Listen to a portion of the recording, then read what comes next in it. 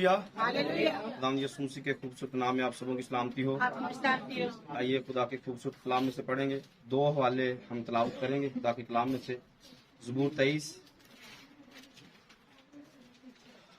और उसकी 5वीं आयत खुदा के कलाम में से, और इसके साथ ज़बूर 75 उसकी 8वीं आयत। 2 आयत हम खुदा के कलाम में से तलावत करेंगे। जी, कोई भी बुलंद आवाज से पढ़ सकता है। खुदाम के जिंदा पाक कलाम में से ज़बूर की किताब उसका 23 ज़बूर उसकी 5 आयत पढ़ेंगे।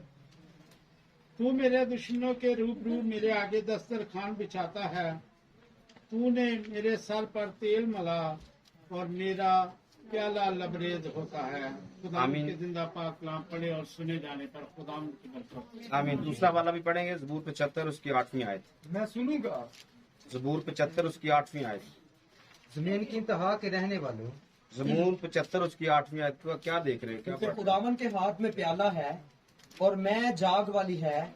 वो मिली हुई शराब से भरा है और खुदावन उसी में से उंडेलता है। बेशक उसकी तलछट जमीन के सब शरीर निचोड़ निचोड़ कर पिएंगे। आमीन। खुदा इस कलाम के वसीले हम सबों को बरकत बख्शे। आइए सब तशरीफ रखिए।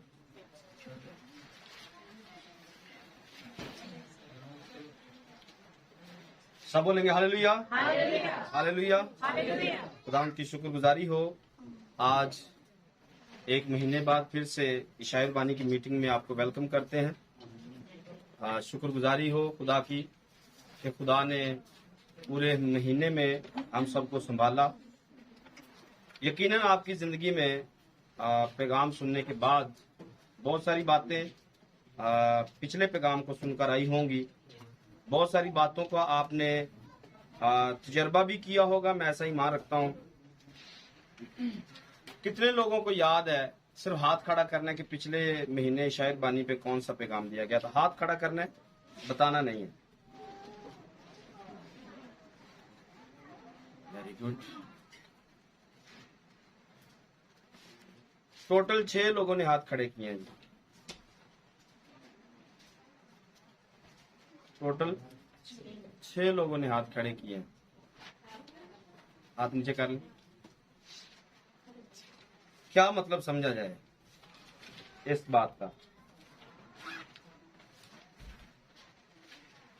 इस बात का क्या मतलब लिया जाए? अच्छा, किसी को याद है कि मैं आपके सामने आंसू बहा रहा था यहाँ पे खड़ा होकर? ये याद है किसी को? यही बता देते कि आप रो रहे थे, हमें इतना ही याद है। क्या ख्याल? ऐसा हो सकता है? ये मतलब ये तो याद हो ही सकता है कि पादरी साहब रोन डे ऐसा। अब किसी को याद है क्या मजमून था? पाकिस्तान जंगली अंगूर। क्योंकि याद ही नहीं रहता तो फिर जंगली लगने। असली तो तब लगेंगे जब याद रहेगा। अगर याद ही नहीं, कलाम याद ही नहीं है तो फिर अंगूर जंगली लगने हैं। जब खुदा याद नहीं है, कलाम याद नहीं है तो अंगूर जंगली ही लगेंगे और पादरी रोते ही रहेंगे। और दूसरे लफ्जों में खुदा रोता ही रहेगा, क्योंकि मेरे लोगों ने 2 बुराइयां की। मेरे लोगों ने कौन कौन सी? अपने लिए शिकस्ता हौज खोदे जिनमें नहीं ठहरता, और नंबर 2 पर मुझे ही तर्क करती है। सबसे बड़ी इंसानों की गलती कि जब हम खुदा को तर्क कर देते हैं फिर कलाम याद नहीं रहता है। तमाम वो लोग कान खोल के सुन लें जिनको कलाम याद नहीं रहता, उन्होंने खुदा को तर्क किया हुआ है। ये फाइनल है। जिनको कलाम याद नहीं रहता वो समझ लें कि खुदा की उनकी नजर में कोई वैल्यू नहीं है। वरना हम अपनी छोटी से छोटी बात को याद रखते हैं, और खुदा बादशाहों का बादशाह है, उसकी क्या कदर है हमारी आंखों में, हमारी जिंदगी में उसकी। हम अपने बच्चे को अपनी छोटी छोटी बातें याद करवाना चाहते हैं। तेनू मेरी गल याद नहीं रही? कितनी बारी समझाया तेनू? तो हम बुरे होकर अपनी बातें याद रखवाना चाहते हैं, पर बुरे होकर खुदा की बात को याद रखना हम पसंद नहीं करते हैं। फिर खुदा किस जगह पे रखेगा? हाँ, कहां पर रखेगा हमें? जहां पर हमने खुदा को रखा हुआ है। अगर खुदा हमें याद नहीं रहता तो फिर हम भी खुदा को याद नहीं रहेंगे। क्या कहेगा? वहां पर फेंको, मेरी कभी तुमसे कभी कोई वाकफियत। इस अंजाम के लिए तैयार रहिए अगर आपने कलाम याद नहीं रखना है तो। मेरी 2 साल खिदमत जो मैंने गालिबन पास्टर बनने के बाद जितने पैगाम दिए हैं, मेरी जिंदगी का सबसे टफ पैगाम था जो मैंने आपके सामने रखा है, जो पिछला पैगाम था। मेरी जिंदगी का निचोड़, मेरी जिंदगी का मुशादा कह लें, मेरी जिंदगी का तजजिया कह लें, मेरे मुकाशफात की हद कह लें कि मैंने जो पैगाम आपके सामने रखा है, लेकिन आपने उसको भी अपने पांव के नीचे कुचला है। आपने मेरे आंसुओं की कोई कदर नहीं की है। मतलब खुदा की आपने कोई कदर नहीं की है। इस कदर आप संग दिल हो चुके हैं, इस कदर दुनियादारी में जाकर हम फंस चुके हैं। इतना बड़ा मुकाशफा, इतनी बड़ी बात मैंने आपके सामने रखी, लेकिन शायद आपने कहा कि पादरी पता नहीं कोई ड्रामा लाउन दिया, साडे के रो विखाउन दिया सन।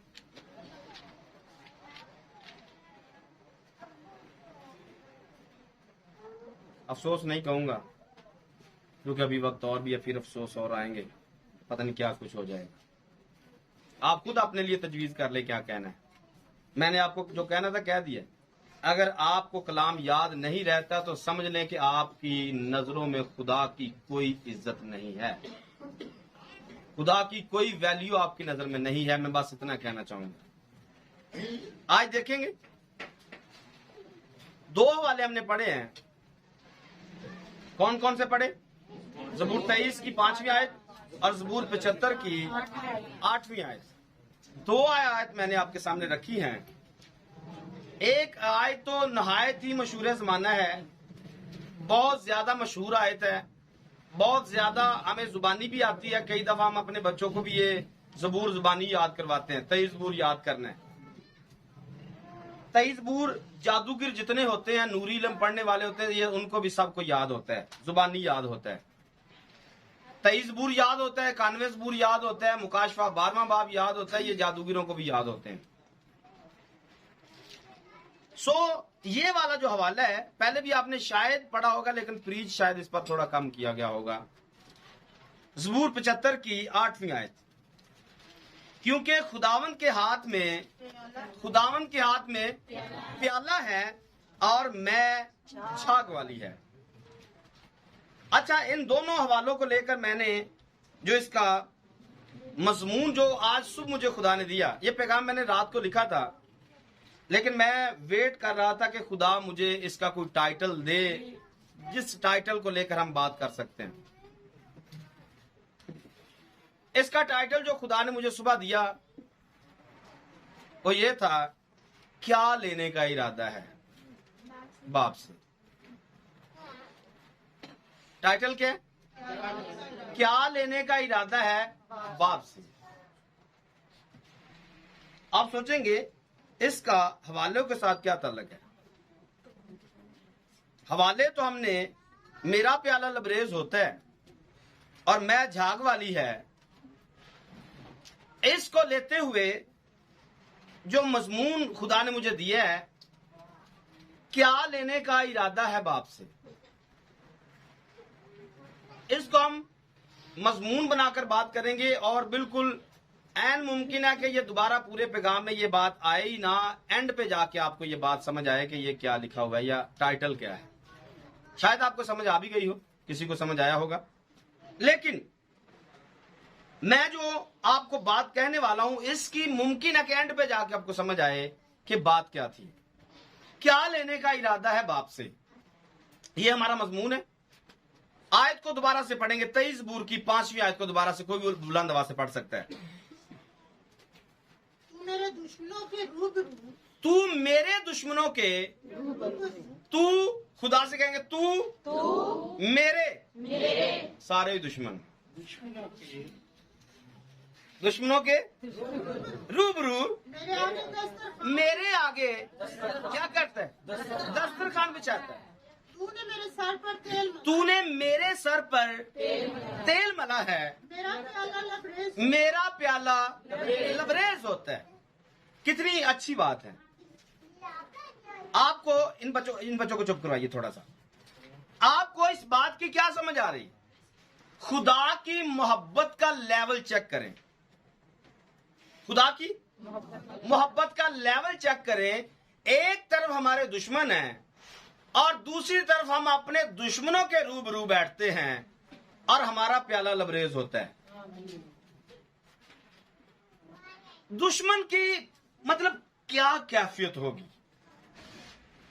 दुश्मन की इस बारे में क्या कैफियत होगी? हर दफा कलाम सुनते हैं, हर दफा भूल जाते हैं, हर दफा बेइज्जती होती है, हर दफा इंसल्ट हो जाती है।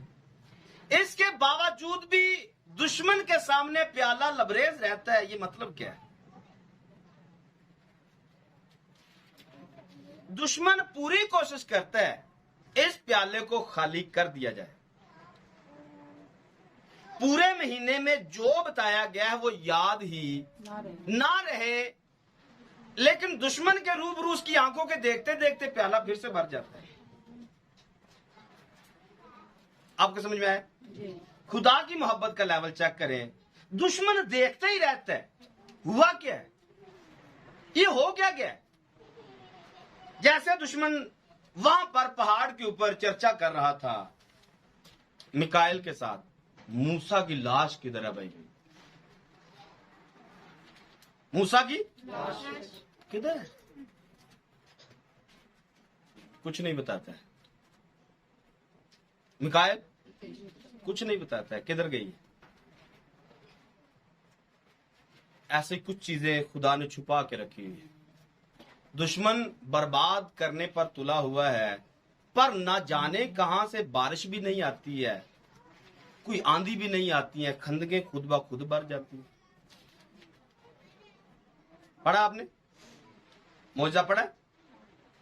किसी को याद नहीं आ रहा।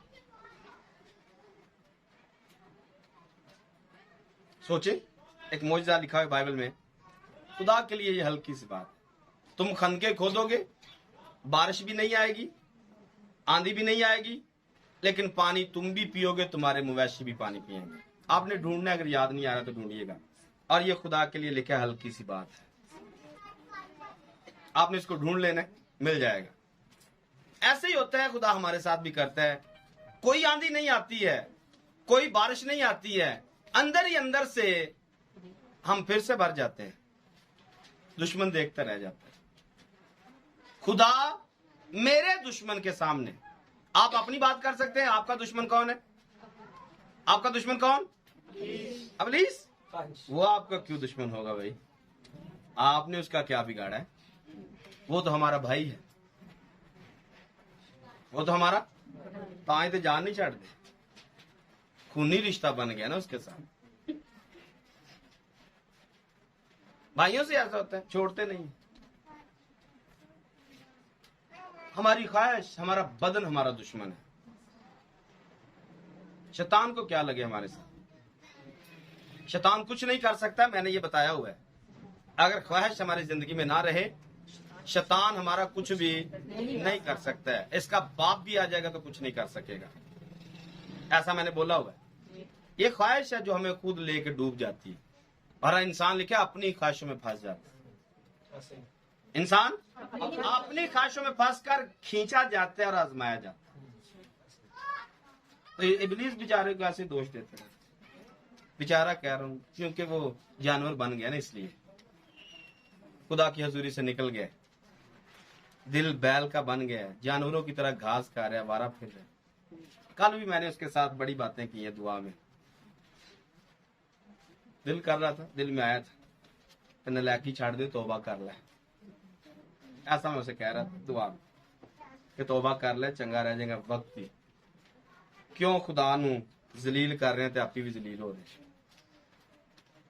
ऐसे ही हम खुदा के जो लोग हैं वो दूसरे लोगों को कहते क्यों बर्बाद हो रहे हैं, तौबा कर लो। लेकिन वो भी नहीं करना चाहता, ये भी नहीं करना चाहता। आप कह सकते हैं हमने तौबा की हुई है, हमने, लेकिन कहां पर है? जहां तौबा से पहले थे, आज भी वहीं के वही, बल्कि 2 हाथ में मुमकिन है उसके पीछे चले गए।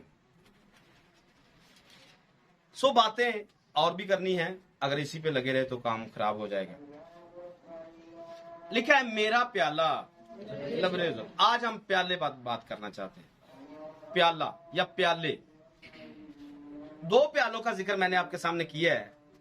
एक प्याला लिखा है कि दुश्मन के रूबरू खुदा मेरे आगे दस्तरखान बिछाता है, और मेरा प्याला लबरेज, मेरा प्याला मेरा प्याला, आप कह सकते हैं जी, मेरा प्याला देखना किस बात से लबरेज है, क्योंकि खुदा के हाथ में एक मैं भी है जो झाग वाली है। खुदा के हाथ में एक मैं है, मैं का प्याला है, और लिखा है कि मैं जो है वो झाग वाली है, वो मिली हुई शराब से भरा है, और खुदावन उसी में से उंडेलते हैं। बेशक उसकी तलछट जमीन के सब शरीर निचोड़ निचोड़ कर पीते हैं। आपका प्याला किस बात से भरा हुआ है? किस चीज से भरा हुआ है? क्या खुदा के हाथ से मैं लेकर उस तलछट को, उस कचरे को निचोड़ निचोड़ के पीते हैं, या फिर किसी और तरह की मैं पीते हैं? किस बात से आपका प्याला भरा हुआ है? आपकी जिंदगी किस चीज से भरी हुई है? प्याले याद रखिए 2 तरीके से इस्तेमाल होते हैं। एक तो ये तशबीहात के अंदर है, और नंबर 2 पर ये जेन्युइन है। जेन्युइन प्याले भी होते हैं हकीकत में, वो प्याले जिसमें पानी पिया जाता है, जैसे यीशु मसीह ने कहा मत्ती के इंजील में 10वें बाब की 42 आयत के अंदर, यीशु मसीह ने कहा कि अगर कोई मेरे खादम को एक ठंडा प्याला पानी का पिलाता है, वो अपना अजर। तो ये एक जेन्युइन चीज है, आपने अपने प्याले में से खादम को पिलाना है, तो इसका अजर भी आपको खुदा, ये भी एक प्याला है। लेकिन मैं कह रहा हूं कि प्याले जो है ये इसकी तशबीहात भी है, प्याले जेन्युइन भी हैं। बाइबल मुकद्दस में चांदी के प्याले भी हैं और सोने के प्याले का भी जिक्र है। और दूसरी बात एक और खास, पढ़िए जरा 35 बाब निकालिए यिर्मयाह का, उसकी 5वीं आयत को पढ़िए। यह भी तशबीहात के अंदर आपको नजर आएगा। और मैंने मैं से लबरेज प्याले और जाम रिकाबियों के घराने के बेटों के आगे रखे, मैंने जाम रकाबियों के बेटों के आगे रखे हैं, और उनसे कहा मैं पियो। उनसे क्या कहा? मैं पियो। ये शराब का प्याला है, ये बाइबल में एक शराब का प्याला है। सोने का प्याला बताया है, चांदी का प्याला बताया है, एक ठंडा पानी का प्याला बताया है, एक शराब का प्याला है। अच्छा, इसके अलावा देखिए पैदाइश 44 बाब की 2री आयत में, यहां पर आप और तरीके से देखेंगे कि जब किसी प्याले के साथ किसी बंदे का नाम आ जाता है तो बात थोड़ी सी और फर्क हो जाती है। यहां पर 44 बाब की 2 आयत में क्या लिखा है? मेरा चांदी का प्याला, मेरा चांदी का प्याला, पढ़े पढ़े शाबाश, सबसे छोटे के घोड़े के मुंह में रखो। सबसे छोटे के बंदे के मुंह में रख दो। यानी कि बिन्यामीन जो है, ये यूसुफ जो उसकी स्टोरी है, लेकिन आपको मिलेगा कि यूसुफ का जो प्याला है ये चांदी का प्याला है। यूसुफ के पास जो प्याला है ये चांदी का प्याला है, लेकिन जब प्याले की बात करते हैं उसके साथ नाम लग जाता है, तो नाम के साथ लगते ही प्याले की वैल्यू भी फर्क हो जाती है। 23 ज़बूर में जो हमने पढ़ा वो दाऊद का प्याला है, वो कहता है मेरा प्याला, तो ये यूसुफ का प्याला है, वो दाऊद का प्याला है। एक और प्याला पढ़िए, 40 बाब निकालिए पैदाइश की किताब का, उसकी 11 नंबर आयत तो देखिए। और फिरौन का प्याला मेरे हाथ में है। फिरौन का प्याला, यहां पर एक फिरौन का प्याला है। अब कितने प्याले आपके सामने आए हैं? फिरौन का प्याला आ गया, यूसुफ का प्याला आ गया, दाऊद का प्याला आ गया। इसके पीछे हमने देखा कि एक शराब का प्याला है, उसके पीछे हमने देखा खुदा के हाथ में भी एक प्याला है जो शराब, मिली हुई शराब से भरा हुआ है। अच्छा, एक और प्याला देखिए यिर्मयाह में ही 51 बाब की 7 आयत को भी देखिए। बाबुल खुदावन के हाथ में सोने का प्याला। अच्छा, बाबुल के, देखिए बाबुल पीछे हमने पढ़ा कि खुदावन के हाथ में प्याला है और मैं झाग वाली है, वो मिली हुई शराब से भरा है और खुदावन उसी में से उंडेलता है। खुदावन क्या करता है?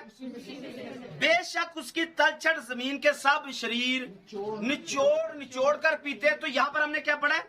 बाबुल खुदावन के हाथ में सोने का प्याला। बाबुल, बोलिए, बाबुल खुदावन के सारे पढ़िए। बाबुल खुदावन के हाथ में कौन सा प्याला जी? सोने का प्याला था। मतलब यहां पर एक प्याले का जिक्र है कि वो खुदा के हाथ में है, तो यहां पर शायद उस प्याले का नाम लिख दिया गया कि जो खुदावंद के हाथ में प्याला था वो बाबुल है।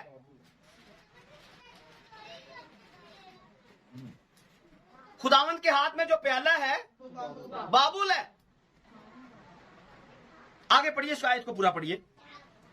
जिससे सारी दुनिया को जिससे सारी दुनिया को क्या किया? जिससे सारी दुनिया को, जिसने क्या किया? सारी दुनिया को मतवाला किया। आगे, कौमों ने उसकी मैप, कौमों ने क्या किया? कौमों ने उसकी मैप पी, इसलिए वो दीवाना। इसलिए वो दीवाना है। कौन?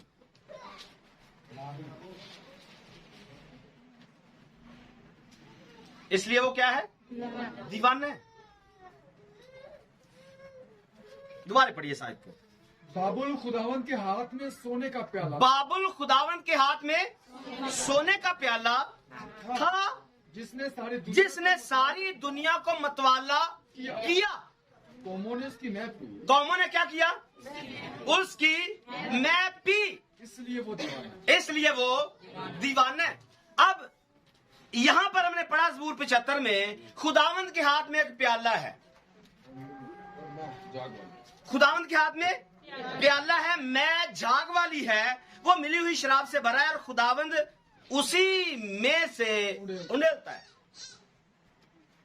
और दुनिया के सारे शरीर उसमें जाकर मिलते हैं या उसमें से पीते हैं। आपको समझ में आया? कुछ समझ में आया या नहीं? या मतलब दौर पर आप माइंड खराब हो रहा है? कुछ बोलिए, कोई समझ में आया? क्योंकि अभी तो मैं आपकी बुनियाद रख रहा हूं, पैगाम इसके आगे शुरू होना है। अगर आपको इसकी बात की समझ आएगी तो पैगाम इसके आगे शुरू होना है। यहां तक समझ में आया? खुदावंद के हाथ में एक प्याला है और प्याला कौन है? बाबुल है। और खुदा क्या करता है? बाबुल में से उंडेलता है लोगों पर, लोगों की जिंदगी में उंडेलता है। और पीने वाले कौन? जितने शरीर हैं वो सारे बाबुल में मिल जाते हैं। और पिलाने वाला कौन? खुदा खुद। पिलाने वाला कौन? खुदा खुद पिलाता है शरीरों को बाबुल में से। अब बाबुल कब तक बाइबल में कायम रहेगा? कहां तक कायम रहेगा? बोल दीजिए, कोई मुश्किल तो नहीं। मुकाशवा 19 बाब में रहेगा। कौन से बाब में गिरेगा? चेक करके मुझे बताइए जल्दी से। 18वें बाब में ये गिरने वाला है। 18वें बाब में गिरेगा, 19वें बाब में जाकर फरिश्ते हालेलुया बोलेंगे। ये पैदाइश की किताब से स्टार्ट पकड़ता है, 10वें बाब से, 11वें बाब से स्टार्ट पकड़ता है और मुकाशफा की किताब 18वें बाब तक ये रहता है। मतलब क्या हुआ? पैदाइश से लेकर आखिर तक ये प्याला खुदा के हाथ में ही है। हाँ, बीज से कटाई तक ये खुदा के हाथ में ही है। जितने शरीर हैं खुदा क्या करेगा? इन शरीरों को इसमें से पिलाता रहेगा और शरीर इस शराब को पीते रहेंगे, शरीर इसको पीते रहेंगे और मतवाला होते रहेंगे। आमीन। अब देखते हैं, ये तो एक बात है जो अब तक मैंने पहुंचाई है। अभी कुछ बातें इसके आगे आने वाली, स्पीड लगाएंगे क्योंकि आधा घंटा हमारे पास है, आधे घंटे में हमने इसको कवर करना है। आइए देखिए ज़बूर 116, ज़बूर 116 उसकी 13 नंबर आयत को पढ़िए। मैं निजात का प्याला उठाकर खुदावन से दुआ करूंगा। क्या लिखा है? मैं निजात का प्याला उठाकर मैं क्या करूंगा? अब यहां पर देखिए पीछे जो हमने पढ़ा है ये कुछ मतलब सोने के प्याले, चांदी के प्याले, दाऊद का प्याला, यूसुफ का प्याला, फिरौन का प्याला, हमने मुख्तलिफ प्यालों पर नजर की है। अब हम देख रहे हैं दाऊद एक प्याले का जिक्र करता है 23वें ज़बूर में। वो कहता है मेरा प्याला लबरेज होता है। और लबरेज किस बात के लिए? दुश्मनों के रूबरू मेरा प्याला लबरेज होता है। अब इसका जो प्याला लबरेज हुआ ये किस बात से लबरेज है? किस बात से दाऊद का प्याला भरा हुआ है? उसने कहा भरा हुआ है ना, लबरेज है, भरा हुआ है, मतलब ऊपर निकल रहा है। किस बात से निकल रहा है? दाऊद के पास जो प्याला है किस बात से भरा हुआ है? अभी हवाला दे दिया है, ये निजात का प्याला है।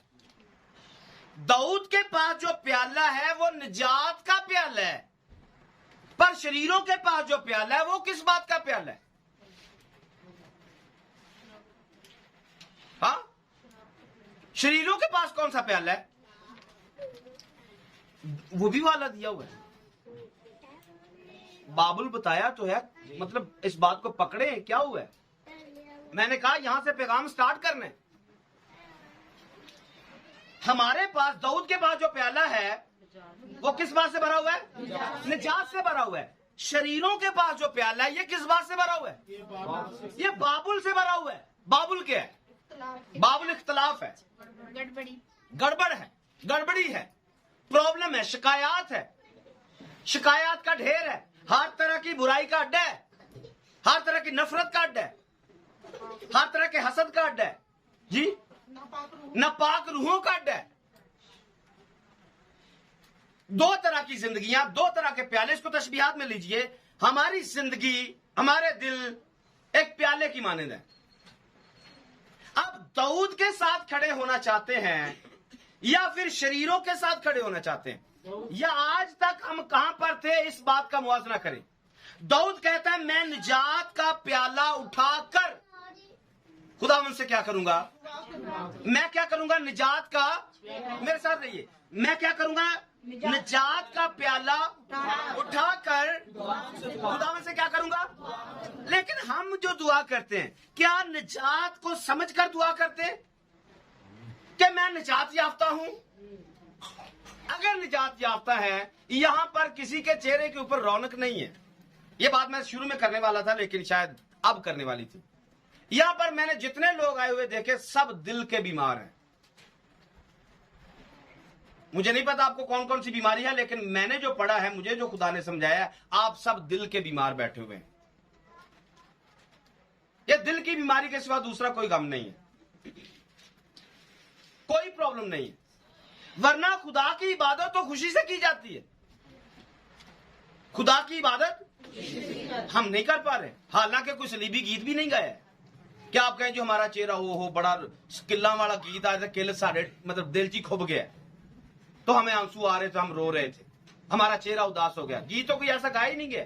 आप बहाना भी नहीं लगा सकते कि हम गीत की वजह से उदास हैं। ऐसी कोई प्रॉब्लम नहीं है।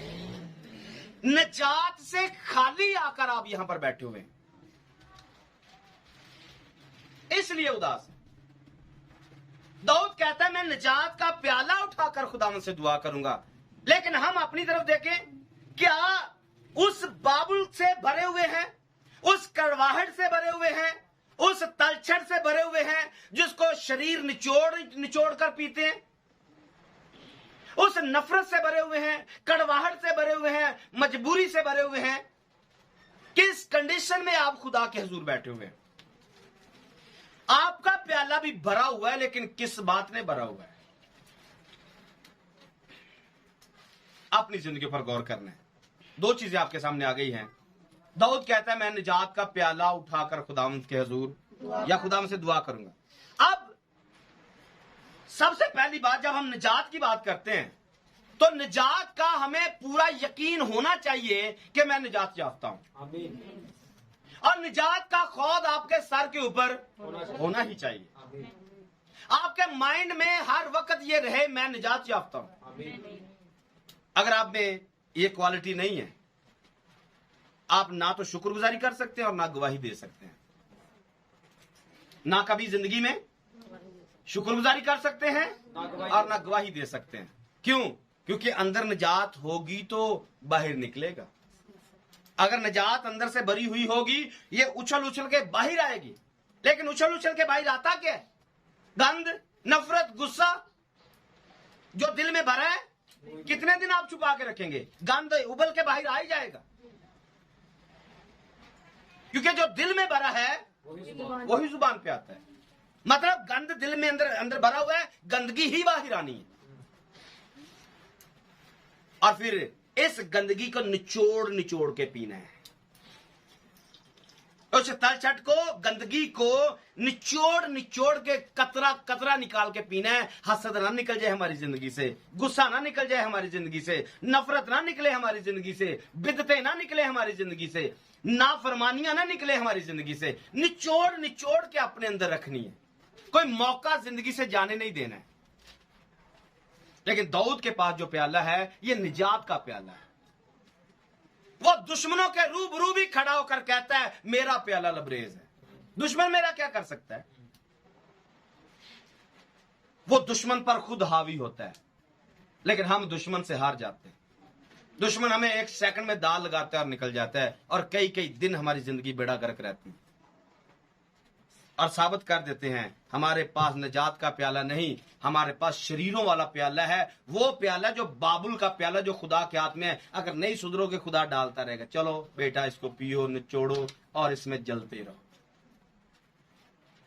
क्योंकि आपके हिस्से में यही कुछ आने वाला है। निजात आपको अच्छी नहीं लगती है, नहीं निजात चाहिए, चलो फिर सड़ो मरो इस नफरत के अंदर, इस गुस्से के अंदर, तो फिरके के अंदर, जुदाई के अंदर। ये खुदा के हाथ में, और ये हमारे भी इख्तियार में है। हमने कौन सा निजात का प्याला लेना है या बाबुल वाला प्याला लेना है। कुछ और बातें पढ़ते हैं। एक और हवाला पढ़िए, यशायाह की किताब का 51 बाब उसकी 17 आयत को पढ़िए। यशायाह 51 की 17।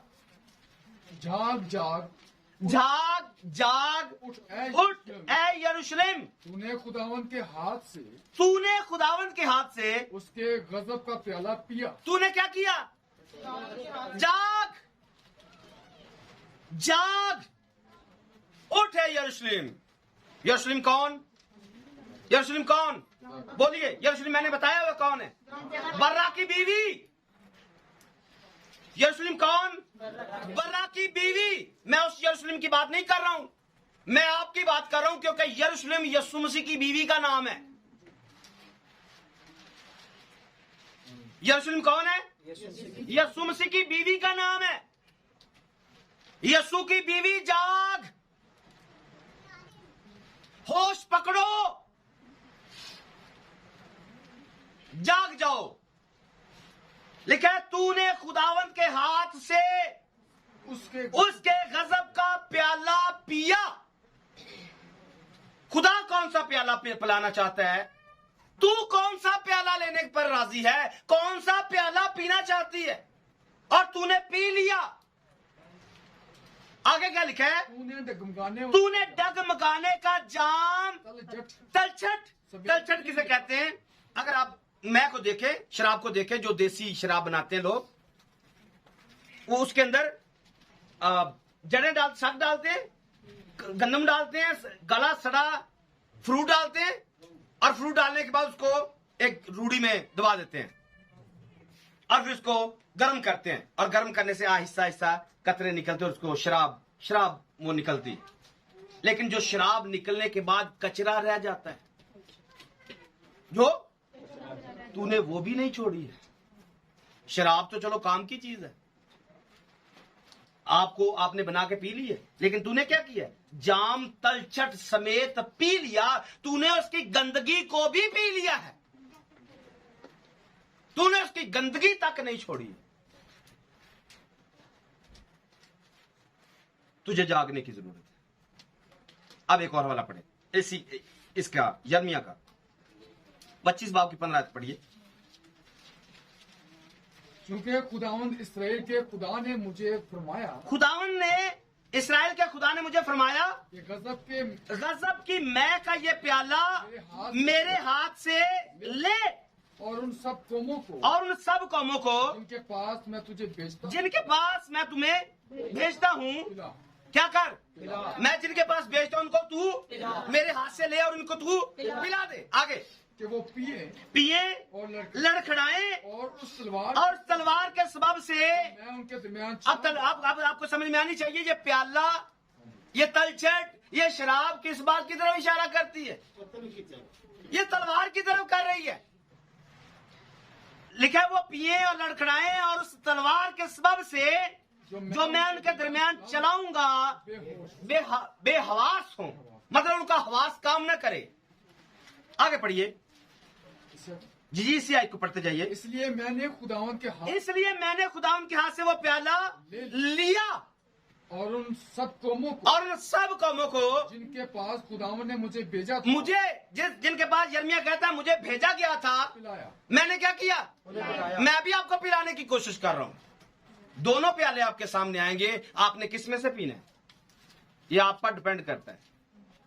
मैंने पिलाया यानी यरूशलेम और यहूदा, यरूशलेम को पिलाया, और नंबर 2 पर यहूदा के शहरों को और उसके बादशाहों को उमरा को ताकि वो बर्बाद, ताकि वो मैंने पिलाया ताकि वो ये जो खुदा के हाथ में बाबुल है ये बर्बाद करने के लिए है। अगर कोई निजात का प्याला भरवाना नहीं चाहता, बर्बादी मुकर्रर है। अगर निजात नहीं लेना चाहते तो फिर बर्बादी तो फाइनल है। दोनों प्याले खुदा के पास, निजात का प्याला भी मौजूद है और बाबुल का प्याला भी मौजूद है। पढ़िए आगे। और हैरानी लिखा है बादशाहों उमरा को ताकि वह बर्बाद हों और हैरानी और संस्कार लानत का बायस ठहरे जैसे अब हैं। सोचिए आपने कौन सा प्याला पी रखा है? लानत वाला, दुखों वाला, बीमारियों वाला, तकलीफों वाला, हर वक्त जलते रहने वाला, हर वक्त तकलीफ में रहने वाला। कौन सा प्याला आपने पी रखा है? दाऊद तो कहता है मेरा प्याला लबरेज रहता है। आप अपना प्याला चेक करें किन चीजों से लबरेज है, किन चीजों से ये भरा हुआ है। अब इस बात को समझिए, बनी इस्राएल पर खुदा का गजब क्यों आता था? क्यों खुदा उनको ये पिलाता था? वजह क्या थी? नंबर 1 पर उनकी नाफरमानी, नंबर 1 पर, नंबर 2 पर उनकी बदकारी, नंबर 3 पर उनका जुल्म, और नंबर 4 पर बुत परस्ती। जब जब ये जिंदा खुदा को छोड़कर बुत परस्ती करते, ये जुल्म करते, ये बदकारी करते, ये बदकारी में गिर जाते, ये प्रस्तश 2 नंबर करते, ये हैकल की इज्जत ना करते, ये लंगड़े लूले खुदा को देते और दाई यक्की में ठगते, हदिये में ठगते, खुदा लानत का प्याला इनको पिला देता। और लानत का प्याला कौन? बाबुल। खुदा इनको बाबुल के हवाले कर देता, चलो जाओ जाके घर खो जाओ। लेकिन जब ये वापिस आते तो खुदा तौबा करते, खुदा निजात का प्याला उनको देता, खुदा रिहाई का प्याला उनको पिलाता। और पढ़ते हैं, जो कुछ बनी इस्राएल के साथ पहले हुआ है आने वाले दिनों में फिर से ऐसा होने वाला है। देखिए मेरे साथ सफनिया की किताब में से, सफनिया 1 बाब उसकी 15 आयत को पढ़िए। वो दिन कहर का दिन है, वो दिन कहर का दिन है, दुख और रंज का दिन, वीरानी और खराबी का दिन, तारीकी और उदासी का दिन, अबर और तीरगी का दिन, हसीन शहर और ऊंचे बुर्जों के खिलाफ नरसिंगे और जंगी ललकार का दिन। मैं बनी आदम पर क्या करूंगा? मुसीबत लाऊंगा। यहाँ तक कि वो कैसे चलेंगे? अंधों की मानी चलेंगे, क्योंकि वो खुदावंद के गुनाहगार हुए। उनका खून धूल की तरह गिराया जाएगा और उनका गोश्त कैसे है? उनका गोश्त कैसा? जैसे इंसान की गंदगी होती है, इंसान गंदगी को फेंक कर पीछे देखना पसंद नहीं करता है, खुदा कहता है मैं इनका गोश्त गंदगी की तरह बना दूंगा, नजासत बन जाएगी और इनका खून ऐसे गिरेगा जैसे धूल गिराई जाती है। आगे पढ़े। खुदावंत के कहर के दिन उनका सोना चांदी उनको बचा ना सकेगा, बल्कि तमाम मुल्क को उसकी गैरत उसकी गैरत की आग खा जाएगी, क्योंकि वो यकलख्त मुल्क के सब बशिंदों को एक ही दम में खुदा सबको तमाम कर डालेगा। ये गजब का प्याला है, ये तलछट समेत खुदा इनको पिलाएगा, उनको उन सब को पिलाएगा जो खुदा को नहीं मानते हैं। आज भी लोग पी चुके हैं, पी रहे हैं और इसी कंडीशन में से गुजर रहे हैं। आप देखिए इंसानों को मार दिया जाता है, कोई परवाह नहीं होती। आगे जाकर थोड़ा और भी बताता हूं, लेकिन अभी इस पॉइंट पर देखिए। रोमियो का खत देखिए, 2 बाब की 5 आयत को पढ़िए। जो बेटे को रद्द करते हैं,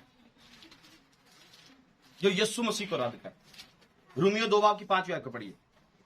बल्कि तू अपनी सख्ती और गैर ताइब दिल के मुताबिक उस कहर के दिन के लिए आपने क्या लिखा है? अपनी सख्ती और गैर ताइब दिल, यानी कि तेरा दिल खुदा के सामने ताइब होता ही नहीं है। तू अपने दिल में सख्ती करता है और अपने दिल को सख्त करके दिल गैर ताइब कर लेता है। गैर ताइब दिल के मुताबिक उस कहर के दिन के लिए अपने वास्ते क्या कर रहा है? क्या कर रहा है? अपने वास्ते गजब कमा रहा है, जिसमें खुदा की सच्ची अदालत जाहिर होगी। पढ़ते जाइए। वो हर एक को उसके कामों के मुआफिक बदला देगा, जो नेकोकारी में साबित कदम रहकर जलाल और इज्जत और बका के तालिब होते हैं, उनको क्या करेगा?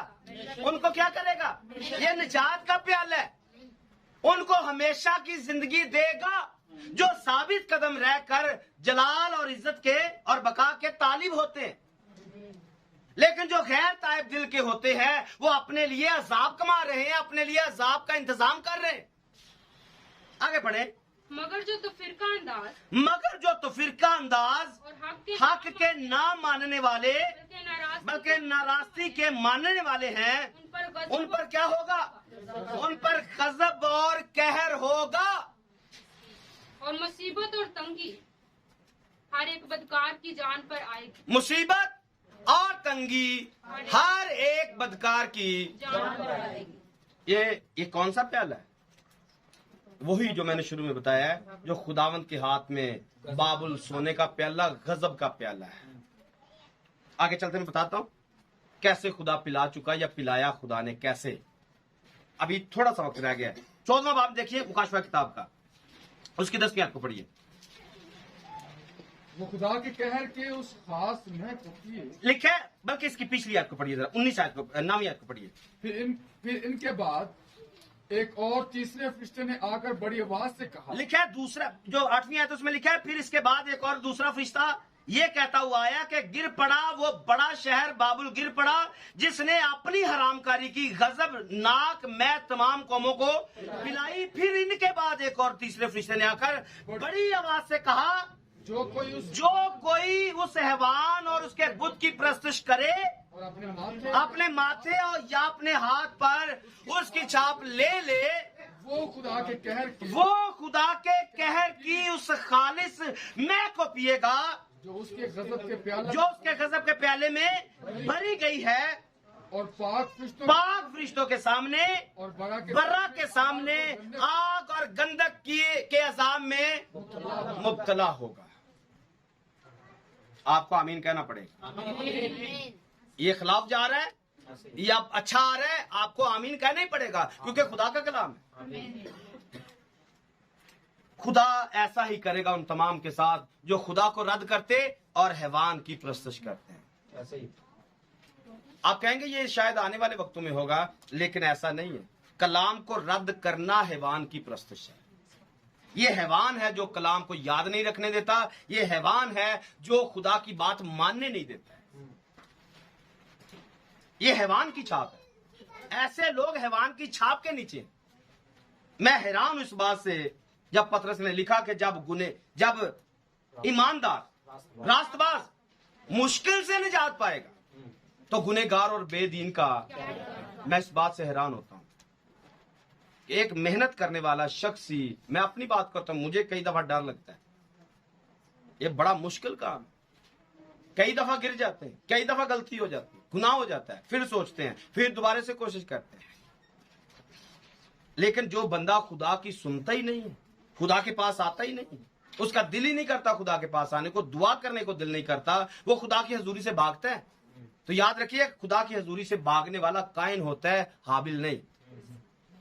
जितने लोगों को चर्च से डर लगता है वो काइन की जगह पर खड़े हैं, ना कि हाबिल की जगह पे खड़े हैं। ये फाइनल है जो मैंने कह दिया। जिनका दिल नहीं करता चर्च आने को वो काइन की जगह पे खड़े हैं। खुदा ने उनको रद्द कर दिया, वो आवारा फिरते रहते हैं। आवारा फिरने में दिलचस्पी है, लेकिन खुदा की हजूरी में जिंदगी समेटने में दिलचस्पी नहीं है। क्या करते रहते सारा दिन? सारा दिन तो काम करते, रात पूरी की पूरी फारग है। और एक बंदा कितना काम करता है? एक बंदा 4 घंटे काम करता है, एक 5 करता है, 6 करता है, 8 घंटे करता है। बाकी के 16 घंटे किधर है? बाकी के 16 घंटों में भी दिल नहीं करता दुआ करने के लिए।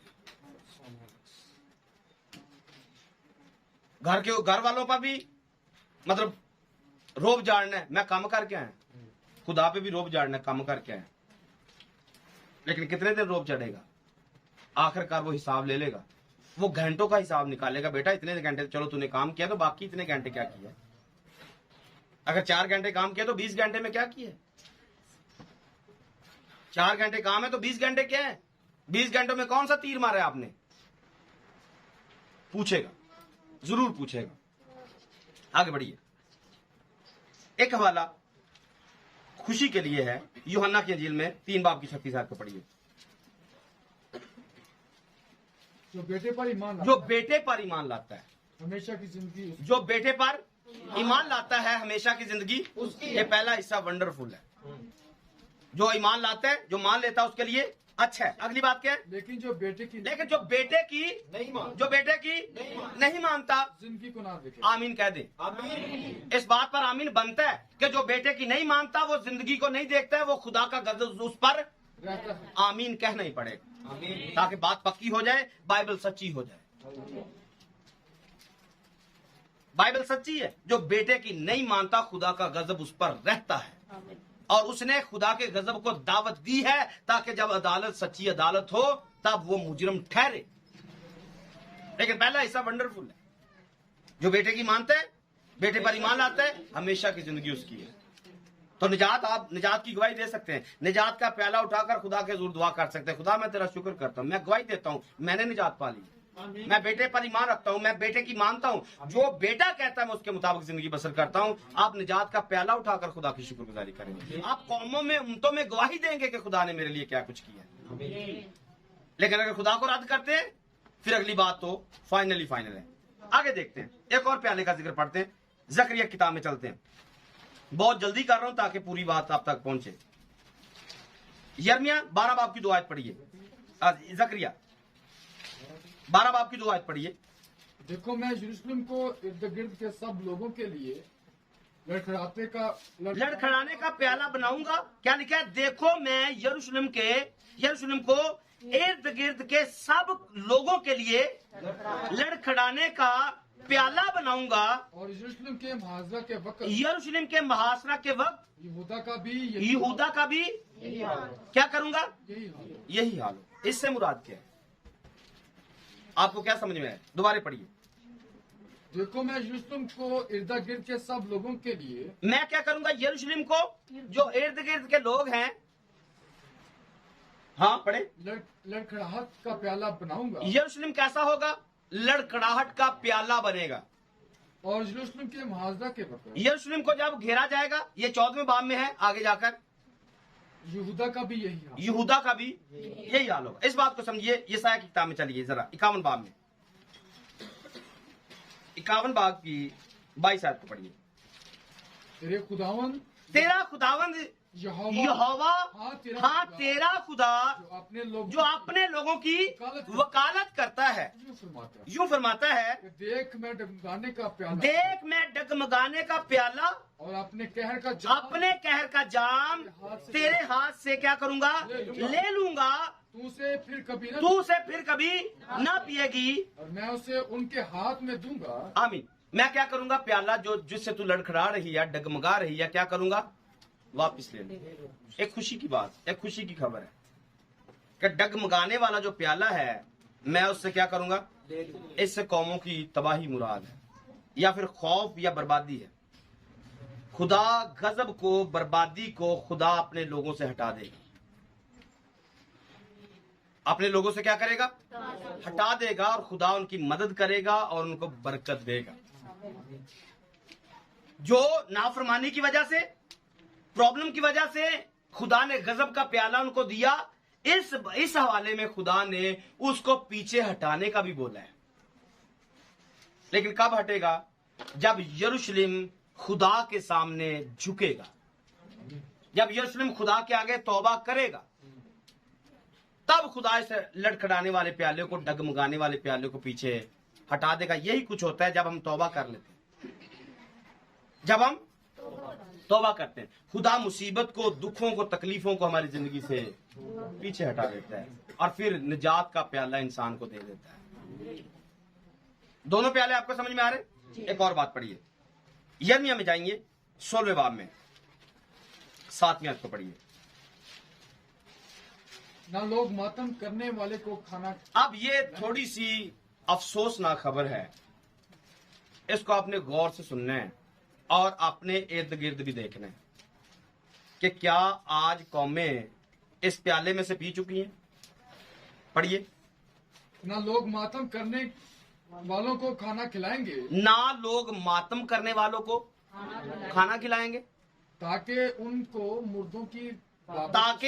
मुर्दों की बाबत तसल्ली दे, और ना उनकी दिलदारी का प्याला देंगे कि वो अपने माँ बाप के गम में पिए। क्या लिखा है, किसी को समझ में आया? हाँ, दिलदारी का प्याला। दिलदारी किसे कहते हैं? तसल्ली और तस्कीन को। माँ मरी होगी, बाप मरा होगा, खाना तुमने लोगों को खिलाना है। माँ भी तुम्हारी मरेगी, खाना भी तुमने खिलाना है। बाप तुम्हारा मरेगा, खाना तुमने लोगों को खिलाना है। लोग सिर्फ खाना खाने आएंगे, तसल्ली तसल्ली नहीं देने आएंगे। तसल्ली तसल्ली देने, टोटल पूरा करने आएंगे। अगर इन्हां दे अज ना आए तो कल साडे भी किसी नहीं आना। वरना एक दौर था जब लोग तसल्ली का प्याला लोगों को पिलाने जाते थे। किसी की फौतगी होती, 40-40 दिन लोगों के घर रोटी नहीं पकती थी। पूरा मोहल्ले वाले लोग देते थे, चूल्हा नहीं जलना चाहिए इनके घर, क्योंकि इनके घर में मातम हुआ है। सुबह को रोटी आती, दोपहर को रोटी आती, शाम को रोटी आती, हर चीज, लस्सी, चाय, हर चीज लोग लेके आते, ताकि जब उनके घर में जाएं उनको तसल्ली दे के आए। लेकिन आज की तसल्ली कैसी? वेंदे रहंदे ने बिरयानी कदों आ रही है, चलो बह जाओ खा के जाने। मैं 100% मुनादी कर रहा हूं, आज ऐसा ही है। खुदा ने इस प्याले को दुनिया पर उंडेल दिया है। कोई किसी को मुर्दों के मरने पर तसल्ली नहीं देता। अगर आपने जुगते सुननी है, आज इस बात को लिख लीजिए, समझ लीजिए। जनाजा जैसे ही उठ के जाएगा, पीछे औरतों का मजमा आपने देखना है। अगर यहाँ पे औरतों का मजमा देखना है, फिर कब्रिस्तान में देखिए, पादरी के साथ 3-4 बंदे खड़े होते हैं और बाकी मजमा सिगरेटें लगा के गप्पे हाँक रहा होता है। ये तसल्ली है आज के लोगों के पास, और ये खुदा के कहर की अलामत है। खुदा ने कहर के अंदर ऐसा किया है, कोई किसी को तसल्ली नहीं देगा। दोबारा पढ़िए, अब आपको समझ में आएगा। ना लोग मातम करने वालों को खाना खिलाएंगे, ना लोग मातम करने वालों को खाना खिलाएंगे, ताकि उनके मुर्दों की बाबत तसल्ली दे, ताकि मुर्दों की बाबत उनको नहीं मिलेगी तसल्ली।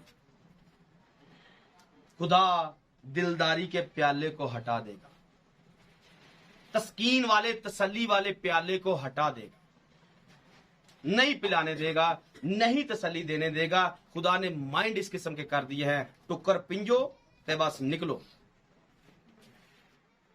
और फिर घड़ी का टाइम देखा जाता है, 2 बजे जनाजे का टाइम है, चल 1:30 बजे पहुंच जाएंगे। 2 बजे का टाइम है, 1:30 बजे पहुंच जाएंगे, मोटरसाइकिल से चलने तो बाहरों बाहर ही आ जाएंगे, मुंह विखाना है, बस पता चले आया सी। ये आज की तसल्ली है और ये खुदा के कहर की अलामत है। खुदा ने कहर दुनिया पर भेजा हुआ है, फक्त हमारी आंखें बंद है, इसलिए हमें समझ में नहीं आता। इसलिए हमने कोशिश की इस कलाम को पूरा करने के लिए कि अगर कोई यहां पर मरता है तो हम अपनी तरफ से खाना उनको जरूर दें, ताकि हम इस प्याले को ना पिए, हम निजात के प्याले को शो करें, हम निजात याफ्ता लोग, हम तसल्ली देने वाले लोग। लेकिन लोगों ने इसको क्या समझा, मुझे इसका कोई इल्म नहीं, लोग क्या सोचते हैं। हम बाइबल को पूरा करना चाहते हैं, क्योंकि जो बाइबल में बंदा खड़ा था वो बाइबल की बात करता है। तो निजात का प्याला दुश्मन के सामने लबरेज है, वो दुश्मन को दिखाना ही दिखाना है, भाई हम कलाम से भरे हुए हैं, हम निजात से भरे हुए। आमीन। एक और चीज देखिए, मत्ती के इंजील 24 बाब में चलिए, उसकी 21 नंबर आयत को पढ़िए।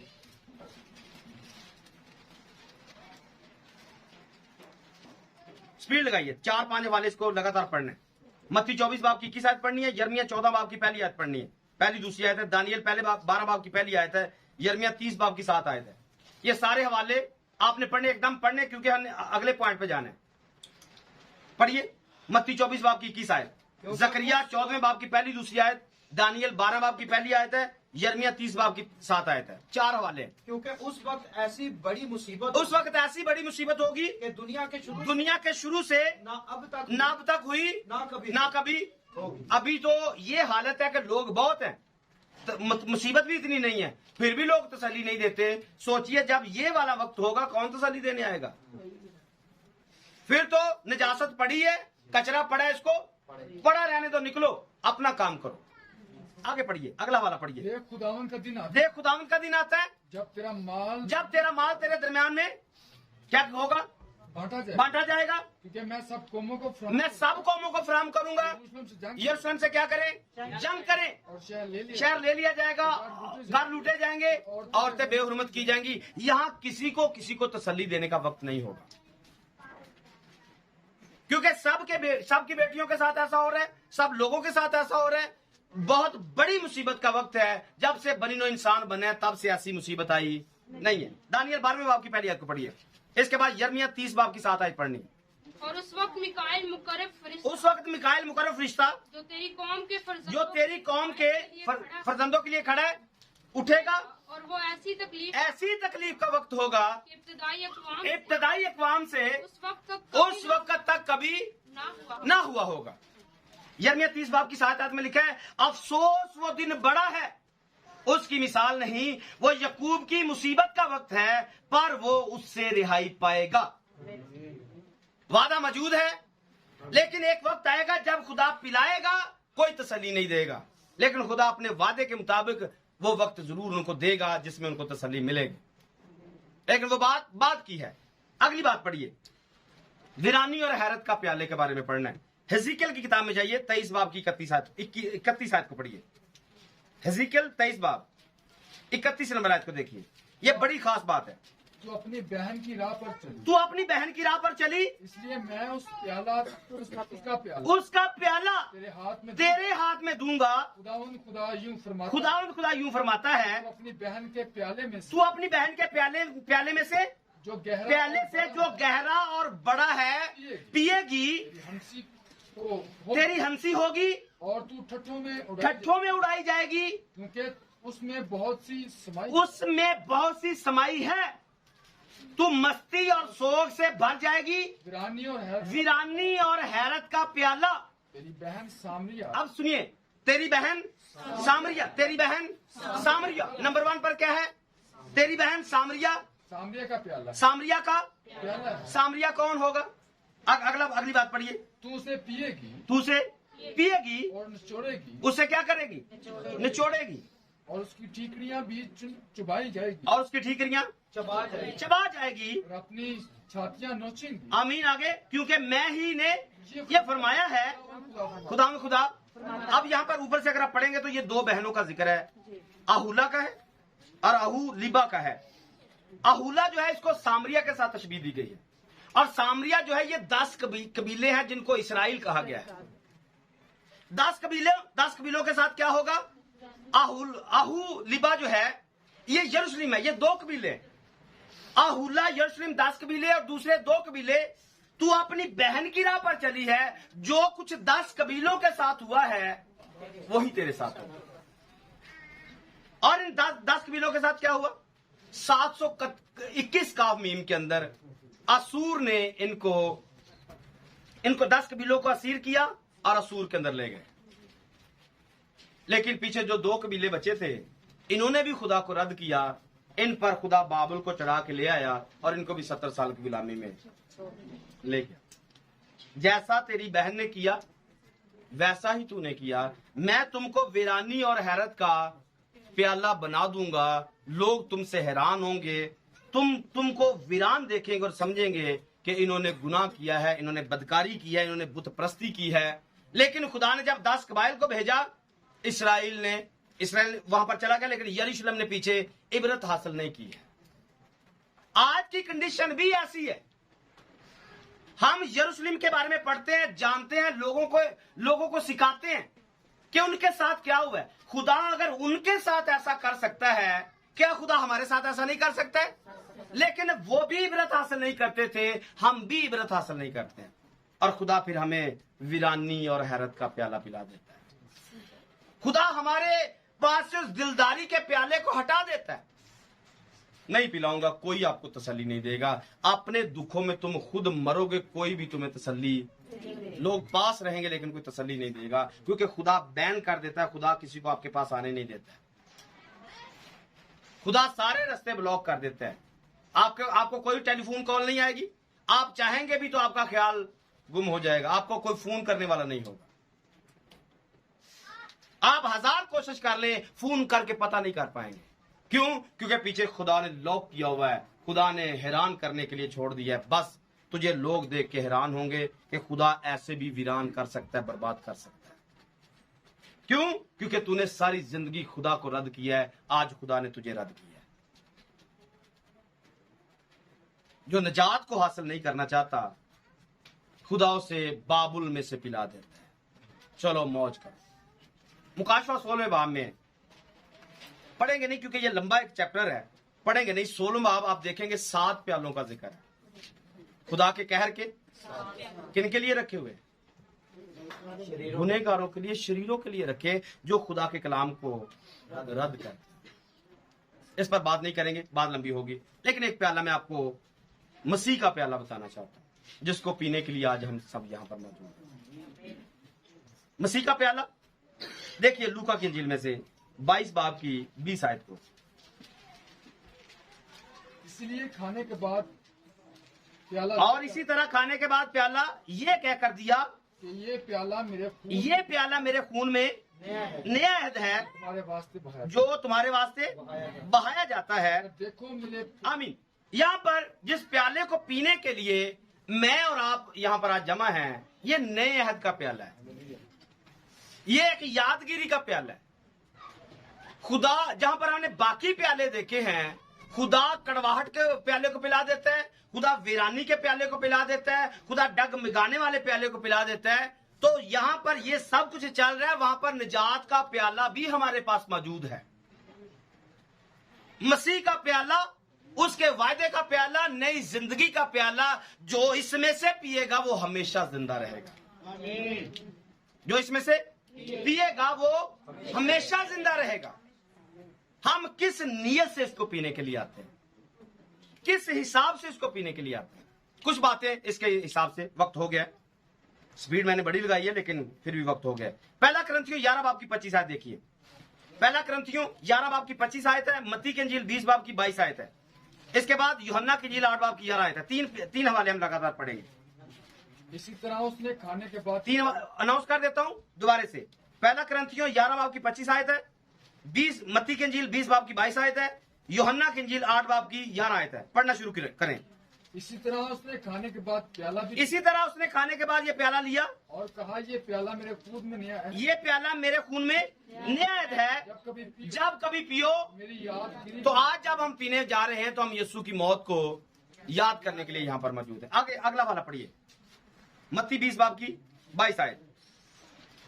यीशु ने जवाब में कहा, यीशु ने जवाब में कहा, तुम नहीं जानते क्या मांगते हो। जो प्याला मैं पीने को हूँ क्या तुम पी सकते हो। उन्होंने उससे कहा पी सकते हैं। तो यीशु कौन सा प्याला पीने वाले थे? गजब का प्याला, सलीब का प्याला, दुखों का प्याला। देखिए मेरे साथ मत्ती के इंजील में से 26 बाब की 39 आयत को पढ़िए, क्या लिखा है।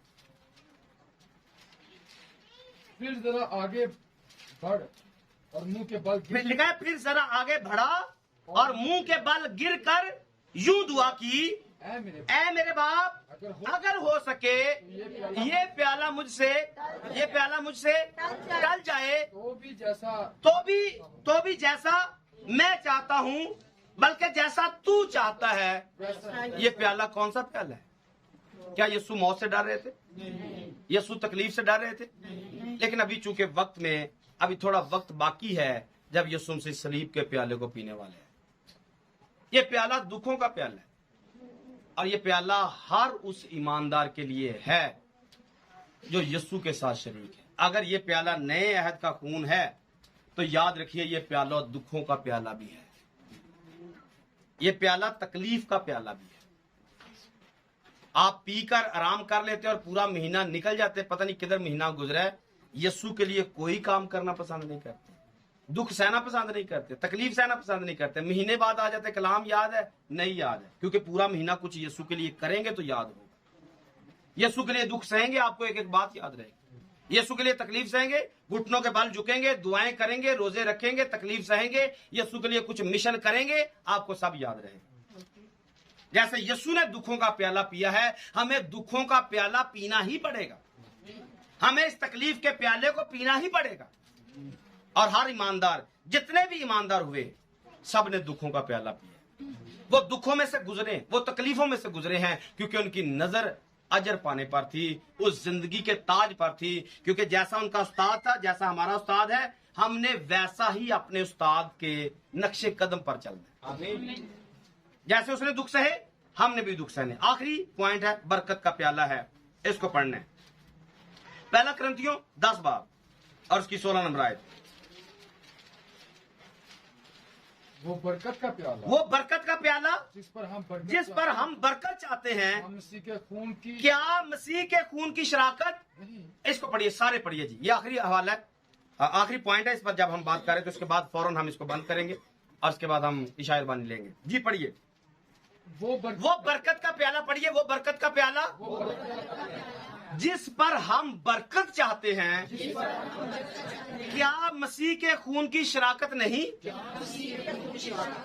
अब मुझे बताइए आज का मजमून क्या है, जल्दी से। क्या लेने का इरादा है बाप से? क्या लेने का इरादा है बाप से? मैंने आपके सामने प्याले रखे हैं, कौन सा प्याला बाप से लेना चाहते हैं? बरकत का प्याला, निजात का प्याला, दुख का प्याला, हैरानी का प्याला, वीरानी का प्याला, डगमगा देने वाला प्याला, बाबुल वाला प्याला, निजात का प्याला। चॉइस आपकी है। मैंने आपके सामने चंद चीजें रखी हैं, इन पर गौर करें। आप क्या लेना चाहते हैं? आप क्या लेना चाहते हैं? अभी 2 मिनट रुकिए। लिखा है वो बरकत का प्याला जिस पर हम बरकत चाहते हैं, क्या मसीह के खून की शराकत नहीं? वो रोटी जिसे हम तोड़ते हैं, क्या मसीह के बदन की शराकत नहीं? चूंकि रोटी वो कौन सी है? आप सब बैठे, मैं यहाँ पर, हम सब एक रोटी है, हम सब एक बदन है। लिखे, चूंकि रोटी एक ही है, इसलिए हम जो बहुत से हैं एक बदन है, क्योंकि हम सब उसी एक रोटी में जिसको हम खाते हैं, हम उसमें शरीक होते हैं। जिसको खाते हैं, लेकिन याद रखना है, पहला करंथियों 11 बाब के 28 से पढ़ना है। ये आखिरी हवाला है। पॉइंट पहले आखिरी बताया था, ये आखिरी हवाला आखिरी बता रहा हूं। बस आदमी अपने आप को आजमा ले, आदमी अपने आप को आजमा ले और इसी तरह उस रोटी में से खाए और उस प्याले में से पिए, क्योंकि जो खाते पीते वक्त खुदावंद के बदन को ना पहचाने वो इस खाने पीने से सजा पाएगा। इसी सबब से तुम में बतेरे कमजोर और बीमार हैं, और बहुत से सो भी गए। आगे, अगर हम अपने आप को जांचते तो सजा ना पाते, लेकिन खुदावन हमको सजा देकर तरबियत करता है ताकि हम दुनिया के साथ मुजरिम, अगर हमें कोई प्रॉब्लम भी होती है, हम सजा भी पाते हैं, तो खुदा सजा भी इसलिए देता है ताकि हम दुनिया के साथ मुजरिम। खुदा हमसे मोहब्बत करता है, खुदा हमसे प्यार करता है। उसने अपना बदन खाने को हमें दे दिया, उसने अपना लहू पीने को हमें दे दिया, तो हमें उसकी कदर करना है, हमें उससे प्यार करना है, हमें उसको अपने बदन में रखना है। मैंने आपके सामने चीजें रखी हैं, आप क्या लेने का इरादा रखते हैं? बाप से बरकत, निजात, बहाली, रिहाई, रूहुल कुद्दस, ये आपका फैसला है। उसने अपना बदन दिया, उसने अपना लहू दिया ताकि हम इसको खाएं और इसको पिएं, क्योंकि लिखा है इसके खाने से और पीने से, या इसको खाने वाला और पीने वाला, जो इसको खाता और पीता है उसमें हमेशा की जिंदगी है और उसे आखिरी दिन में फिर जिंदा करूंगा। लेकिन अगर नामुनासिब तौर पर ले रहे हैं, यही हमें लानत देगा। ये क्या करेगा? लानत देगा। आप क्या लेना चाहते हैं? फैसला आपका है। मैं चंद चीजें आपको पढ़ के इसके बाद बंद करते हैं। मुशर्रफ ने अपने बाप से क्या लिया? मुशर्रफ ने क्या लिया? माल लिया है। कैसे उड़ाया है? आप बरकत लेकर क्या करना चाहते हैं? अगर आप बरकत लेना चाहते हैं, जी मैं बरकत लेना चाहता हूँ, निजात लेना चाहता हूँ, लेकर क्या करना चाहते हैं?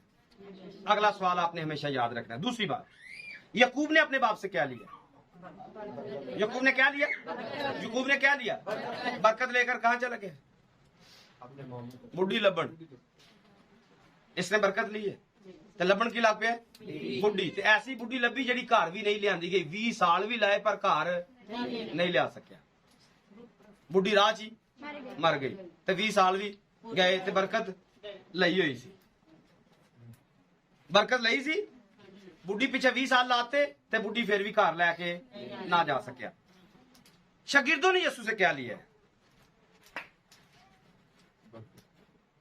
इख्तियार लिया। नंबर 1 पर उनके ज़हन खुले और फिर उन्होंने इख्तियार लिया। नंबर 3 पर उन्होंने कुव्वत ली, कुव्वत पाई। हम क्या लेना चाहते हैं? कुव्वत लेना चाहते हैं, इख्तियार लेना चाहते हैं और ज़हन खुलवाना चाहते हैं। इसके बाद करेंगे क्या? यहूदा की तरह निकल जाएंगे या फिर कायम रहेंगे? दुनिया में जाके मुनादी करेंगे। दुनिया में जाके मुनादी करेंगे। ये फैसला आपने करना है। मैं आपको कह रहा हूं क्या लेने का इरादा है बाप से। अगली बात ये कर रहा हूं कि लेने के बाद क्या करना है, वो क्या इरादा है, वो भी आपने इसको समझना है। अगली बात, आदम हवा ने बाप से क्या लिया है? आदम हवा ने बाप से क्या लिया है? बोल दें, आपकी देर है। आदम हवा बाप से क्या लेके निकले बाग से? बोल दें, सजा लेके निकले, लानत लेके निकले। इब्लीस ने बाप से क्या लिया? यहूदा इस्करियोती ने क्या लिया? क्या लिया? आखिरी बात, इसको समझिए।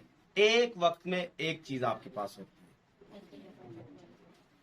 है। एक वक्त में एक चीज, या तो बरकत होगी या लानत होगी। अगर आप लानत को कमा चुके हैं तो बरकत का कॉन्सेप्ट भी ना समझिए। अपने मतलब आने का बिल्कुल भी ना सोचे कि आप बरकत ले लेंगे। बरकत लेनी है, लानत को खत्म कर दे, बरकत ऑटोमेटिकली आपके अंदर ही मौजूद है। क्योंकि जहां पर लानत नहीं होगी वहां पर बरकत खुद ब खुद होगी। अगर लानत नहीं है तो बरकत आएगी, मतलब मौजूद ही मौजूद है। आपने लानत को जिंदगी से हटाना है, बरकत आपके अंदर एक्टिव हो जाएगी। एक वक्त में आप या कड़वे हो सकते हैं, या मीठे हो सकते हैं, या आप लतीफ हो सकते हैं, या कसीफ हो सकते हैं, या आप रूहुल कुद्दस याफ्ता हो सकते हैं, या आप रूहुल कुद्दस याफ्ता नहीं हो सकते। दोनों चीजें एक टाइम में नहीं मिल सकती। अगर आपने निजात का प्याला उठाना है, आपको बाबुल को तर्क करना पड़ेगा। आपको बुखलाहट को, इख्तिलाफ को, जिस्मानी चीजों को, ख्वाहिशात को खत्म करना पड़ेगा, दूसरी चीजें ऑटोमेटिकली आपकी जिंदगी में एक्टिव हो जाएगी। आमीन। तो इरादा आपका है, फैसला आपका है, क्या लेने का इरादा है बाप से। मैंने चीजें आपके सामने रख दी हैं। खुदा इस कलाम के वसीले मुझे और आपको बरकत बख्शे। आमीन। Praise the Lord.